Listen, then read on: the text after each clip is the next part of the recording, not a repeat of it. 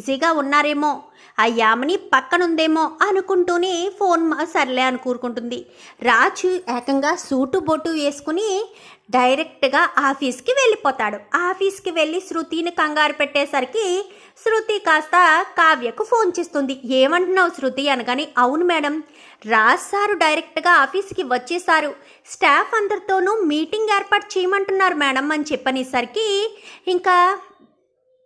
ఇంకా ఆ విషయం తెలుసుకుని కావ్య హడావిడిగా బయలుదేరుతుంది. తన అదృష్టమో దురదృష్టమో తెలియదు కానీ మధ్యలోనే టైర్ పంచర్ అవ్వడం కూడా జరుగుతుంది. జరిగేసరికి ఇక్కడ స్టాఫ్ అందరినీ మీటింగ్కి ఏర్పాటు చేసావా అని చెప్పి పిలిచేసరికి చేస్తున్నాను సార్ అని కానీ, నీ పేరు అని చెప్పాను కానీ, శృతి సార్ అని చెప్పాను కానీ, అవునవును మర్చిపోయాను అనగానే, అవును సార్ మీరు గతం మర్చిపోయారు కదా, ఏంటి అని చెప్పాను కానీ, ఏమీ లేదు సార్, మీరు చాలా రోజులైంది కదా ఆఫీస్కి వచ్చి నా నేమ్ మర్చిపోయారు అంటున్నాను అని చెప్పాను కానీ, సరే స్టాఫ్ అందరినీ పిలిచేవాను కానీ పిలిచాను సార్ అని చెప్పనేసరికి ఇంకా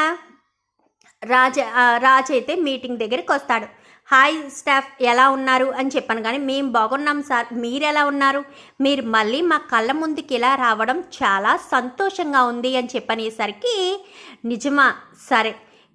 ఆఫీస్ వర్క్ ఎలా జరుగుతుంది అనగానే, మీరు చెప్పినట్టుగానే అంతా చేస్తున్నాం సార్ అనగానే, ఆఫీస్ వర్క్లో ఏ ప్రాబ్లం రాకూడదు, అంతా చక్కగా చేయాలి,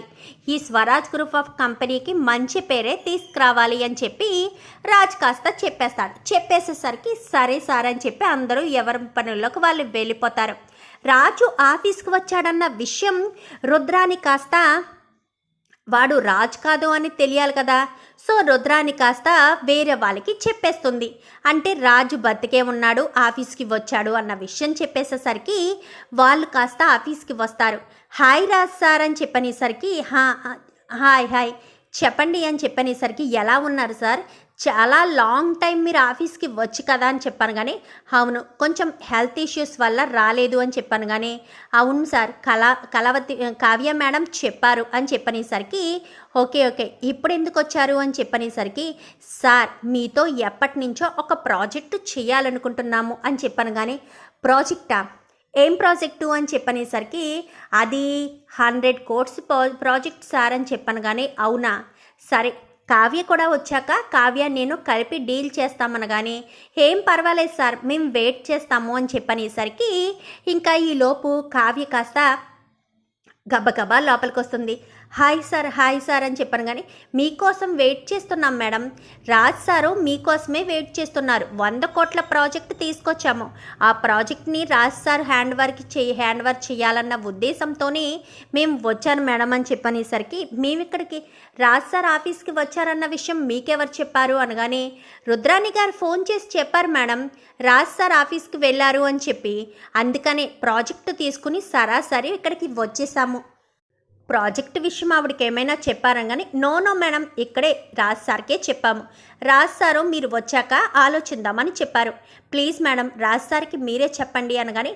నో నేను ప్రాజెక్ట్ చేస్తాను, చేయనని చెప్పలేదు, కావ్య వచ్చాక కావ్యతో డిస్కస్ చేసి చేస్తాను అని చెప్పాను, ప్రాజెక్ట్ చేయడానికి మాకు ఎలాంటి అభ్యంతరం లేదు, మీకు ఏం రిక్వైర్మెంట్ ఉందో అన్నీ మాకు చెప్తే డిజైన్స్ అవి వేసి మీకు కొన్ని రోజుల్లోనే సబ్మిట్ చేస్తాం, ఆ తర్వాత మనం డీల్ మాట్లాడుకోవచ్చు, ఫైనల్ అగ్రిమెంట్ చేసుకుంటే సరిపోతుంది అనగానే, దానికి సంబంధించి 25 కోట్లు అడ్వాన్స్ తీసుకొచ్చాం సార్ అని చెప్పనేసరికి, ఓకే మిగిలిన అమౌంట్ ఆఫ్ మళ్ళీ కడతాం సార్, కంప్లీట్ అమౌంట్ లాస్ట్లో ఆర్డర్ తీసుకునేటప్పుడు కడతాము అని చెప్పనేసరికి, ఓకే అగ్రిమెంట్లు ఆ రోజే మాట్లాడుకుందాం అనేసరికి, ఇవన్నీ కావ్య పక్క నుండి చూస్తూనే ఉంటుంది. రాజు అలా గలగలా మాట్లాడేస్తుంటాడు. ఇంతకుముందు రాజు ఎలా మాట్లాడాడో ఇప్పుడు రాజు అలాగే మాట్లాడతాడు. మాట్లాడేసరికి కావ్య అడ్డుకోవాలని కూడా అనుకోదు. శృతి కూడా వచ్చి కావ్య పక్కన నిలబడుతుంది కానీ శృతి కూడా ఏం మాట్లాడుతూ అలా ఆశ్చర్యపోయి చూస్తూ ఉంటుంది. ఓకే సార్ డన్, ఇదిగోండి 25 కోట్ల అమౌంట్ అని చెప్పాను కానీ, ఓకే అని చెప్పి వర్క్ డిజైన్ ఎన్ని రోజుల్లో స్టార్ట్ చేస్తారు అనగానే, వన్ వీక్లో మీకు డిజైన్స్ అన్నీ రెడీ చేసి మీకు కబురు పంపిస్తాను, అప్పుడు వచ్చి డిజైన్స్ చూసుకుందరు కానీ అనగానే కావ్య మేడం వేస్తే డిజైన్స్కి పేరు పెట్టే పని ఉండదు, ఏదైనా ఒకసారి వచ్చి చూసుకుంటాము అని చెప్పనేసరికి ఓకే ఓకే అని చెప్పి వాళ్ళు వెళ్ళిపోయేసరికి కావ్య కాస్త క్లాప్స్ కొడుతుంది. చాలా చాలా బాగా చేశారు అనగానే నిజంగా నా కళావతి గారు అని చెప్పాను కానీ అవును అనగానే అయినా మీ పేరు కావ్య అంటున్నారు అనగానే కళావతి మేడం పేరు అసలు పేరు కావ్యే, రాజ్ సారే కళావతి అని పిలుస్తారు అని చెప్పనేసరికి ఓకే ఓకే అని చెప్పి ఇంకా మాట్లాడేసరికి సార్ మీరు చాలా గ్రేట్ సార్, 100 కోట్ల ప్రాజెక్టు తీసుకొచ్చారు అని చెప్పనేసరికి అంటే అంత టాలెంటెడ్గా మాట్లాడానా, అచ్చు మా రాజ్ సార్ లాగే మాట్లాడారు సార్, ఒక్క అక్షరం పొల్లిపోకుండా అటు స్టాఫ్తోని అలాగే మాట్లాడారు, ఇటు వచ్చిన క్లయింట్స్ తోటి అలాగే మాట్లాడారు, సూపర్గా మాట్లాడారు సార్, మేడం చాలా చక్కగా సార్కి ట్రైనింగ్ ఇచ్చారు అనగానే మేడం ట్రైనింగ్ ఏం కాదు, మేడం కొంచెం ట్రైనింగ్ ఇస్తే నేను మిగిలింది నేర్చుకున్నాను అని చెప్పనేసరికి okay sir all the best sir అని చెప్పాను కానీ కళావతి గారు రేపటి నుంచి నేను ఈ కంపెనీకి ఎండీగా ఉంటాను అని చెప్పనేసరికి ఒప్పుకోండి మేడం అని చెప్పాను కానీ ఓకే మీరే ఉండండి, కానీ ఏం చేసినా ఏం డెసిషన్ తీసుకున్నా నాకు ఒక మాట చెప్పి తీసుకోండి అని చెప్పాను కానీ సరే కళావతి గారు అని చెప్పి ఇంటికి వెళ్దామా చాలా ఆకలేస్తుంది అనగాని మీరు మార్నింగ్ టిఫిన్ చేసి రాలేదా అనగానే లేదండి నాకు రాత్రి యామిని ఒక సలహా ఇచ్చింది అని చెప్పనేసరికి ఏం సలహా ఇచ్చింది యామిని మీకు అని చెప్పాను కానీ అదే నేను ఇంటికి వెళ్ళాక భోజనం తింటూ ఉంటే రాజ్ ఎలా తింటాడో అలాగే తింటూ ఉంటే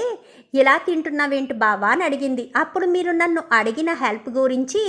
యామినికి చెప్పాను, అవునా నిజమా, ఓకే బావా హెల్ప్ బాగానే చేస్తున్నావు, కానీ ఆఫీస్లో వాళ్ళు కూడా నిన్ను నమ్మాలంటే డైరెక్ట్ ఆఫీస్కి వెళ్ళిపో బావా అని చెప్పింది, అందుకే ఉదయాన్నే ఆఫీస్కి వచ్చాను అని చెప్పనేసరికి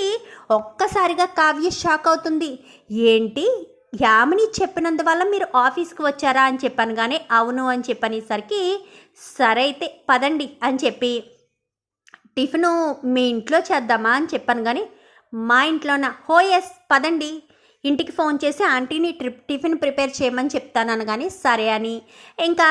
ఇంటికి ఫోన్ చేసి ఆంటీ నేను కళావతి గారు వస్తున్నాము కొంచెం టిఫిన్ ప్రిపేర్ చేస్తారా అని చెప్పనేసరికి సరే రామని చెప్పాను కానీ ఆ కావ్య రాజ్ ఇద్దరు వస్తున్నారంట అనగానే ఎక్కడికి ఎందుకు వస్తున్నారు, రాజ్ ఆఫీస్కి వెళ్ళి పెంట చేస్తుంటాడు అందుకని కావ్య రాజుని తీసుకొస్తున్నట్టుంది అని చెప్పి అనుకుంటూ తెగ సంబరపడిపోతూ ఉంటుంది. రావడంతో చాలా థ్యాంక్స్ యామిని గారు అని చెప్పనేసరికి ఏం జరిగింది అనగానే మీరు రామ్ గారిని ఆఫీస్కి పంపించి చాలా మంచి పని చేశారు, ఈరోజు రామ్ గారు టాలెంట్తో రామ్ గారు మాట్లాడిన విధానంతో 100 కోట్ల ప్రాజెక్టు వచ్చింది, ఇదంతా మీ వల్లే అని చెప్పనేసరికి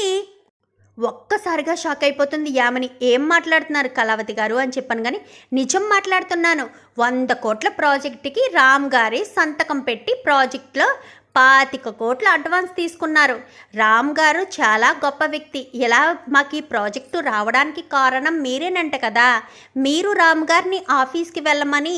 కళావతికి సడన్ సర్ప్రైజ్ ఇమ్మని చెప్పారంట కదా, అందుకే రామ్ గారు వచ్చి 100 కోట్ల ప్రాజెక్టు మాకు వచ్చేటట్టు చేశారు అని చెప్పనేసరికి ఒక్కసారిగా షాక్ అయిపోతుంది యామిని, ఏంటి యామిని ఇలా జరుగుతుందని అనుకోలేదు కదా, రామ్ అక్కడికి వెళ్ళి పెంట చేస్తాడు అని అనుకున్నావు కదా,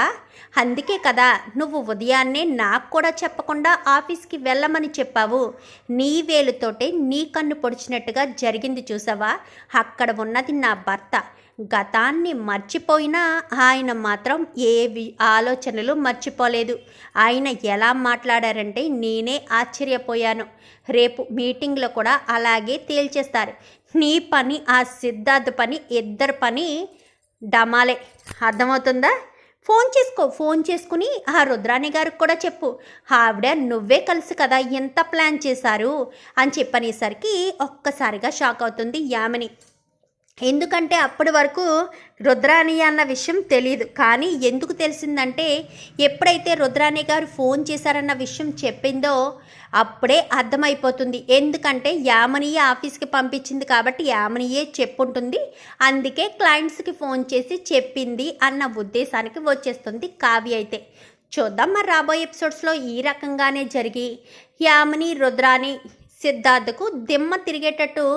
కావ్యరాజులిద్దరూ షాక్ ఇవ్వాలని మీరు కూడా కోరుకుంటే వీడియో నచ్చితే లైక్ చేయండి, ఛానల్ని సబ్స్క్రైబ్ చేసుకోండి, పక్కనే ఉన్న బెల్ సింబల్లో ఆల్ పై క్లిక్ చేయండి. Thank you for watching.